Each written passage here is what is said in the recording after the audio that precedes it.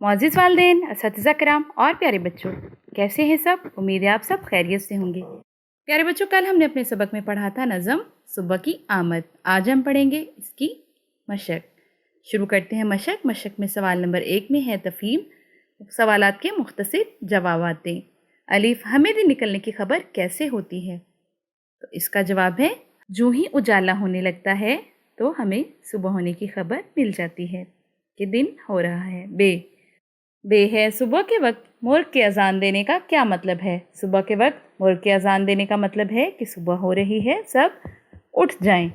جیم، بہار دکھانا سے کیا مراد ہے؟ بہار دکھانا سے مراد ہے صبح کی پہلی کرن روشنی کا دکھانا۔ اگلا سوال ہے دال، صبح کا وقت کیسا ہوتا ہے؟ تو اس کا جواب ہے صبح کا وقت بہت ہی خوبصورت اور سہانا ہوتا ہے۔ رے، چڑیاں صبح کے وقت کیا کرتی ہیں؟ تو اس کا جواب ہے چڑیاں صبح کے وقت چوں چوں کرتے شور و غل کرتی ہیں۔ بجھاتی چلی شمع کو انجمن میں سے کیا مراد ہے؟ تو اس سے مراد ہے بجھاتی چلی شمع، مطلب کہ موم بتی کو، اندھیرے کو ختم کرتی ہوں اور میں صبح کی خوشی لا رہی ہوں۔ اس سے مراد ہے صبح کی خوشی لانا۔ اگلا سوال ہے سوال نمبر 2، جانوروں اور پرندوں کی آوازوں کو ان کے نام سے ملائیں۔ نام، بکری کیا کرتی ہے؟ بکری کرتی ہے میں، کوا کائیں کائیں، کبوتر وٹر گوں، چڑیا چوں چوں، مرغی کٹ کٹ۔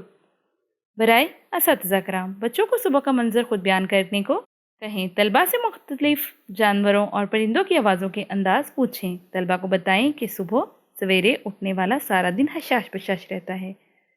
بچوں کو جملوں کے ذریعے مذکر اور مؤنث الفاظ کی پہچان کرائیے۔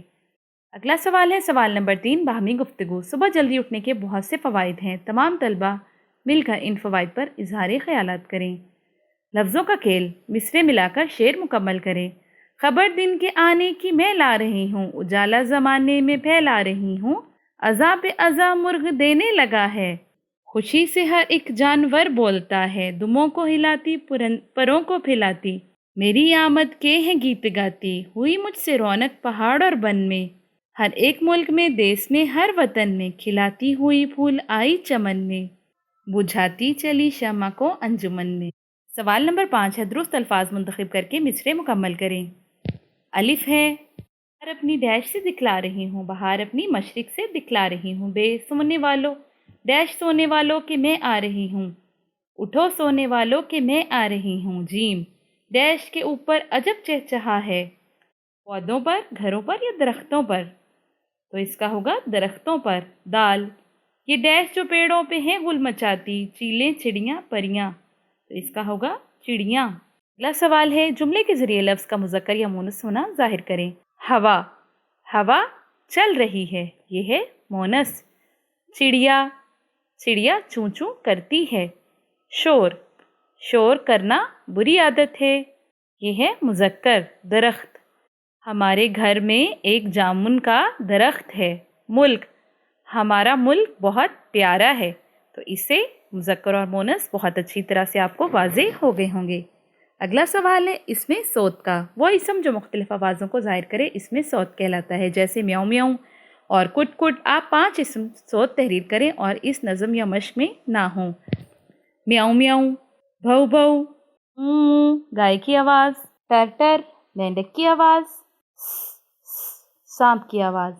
سوال نمبر 7 ہے اساتذہ کرام سے رہنمائی لے کر صبح کی آمد کے بارے میں کسی اور نظم کو تلاش کریں اور درست تلفظ، لے اور روانی سے پڑھیں، تو آپ یہ کام ضرور کریے گا۔ اگلا سوال ہے سوال نمبر 9، صبح کا منظر اپنے الفاظ میں تحریر کریں، نیز طلوع آفتاب اور غروب آفتاب کے مناظر میں فرق بتائیں۔ سوال نمبر 10، سرگرمیاں، اس نظم کو ترنم کے ساتھ یاد کیجیے اور جماعت کے سامنے سنائیے۔ 11، اس نظم میں بیان کردہ مناظر کو نثر کی صورت میں لکھیں۔ 12، فطرت سے متعلق تحریروں سے لطف اندوز ہوں اور جماعت میں بھی سنائیں۔ اس کے ساتھ ہی ہماری آج کی مشق مکمل ہوتی ہے۔ کل ملتے ہیں نئے سبق اور اس کی مشق کے ساتھ۔ اس وقت تک کے لیے مجھے اجازت دیں۔ اللہ حافظ۔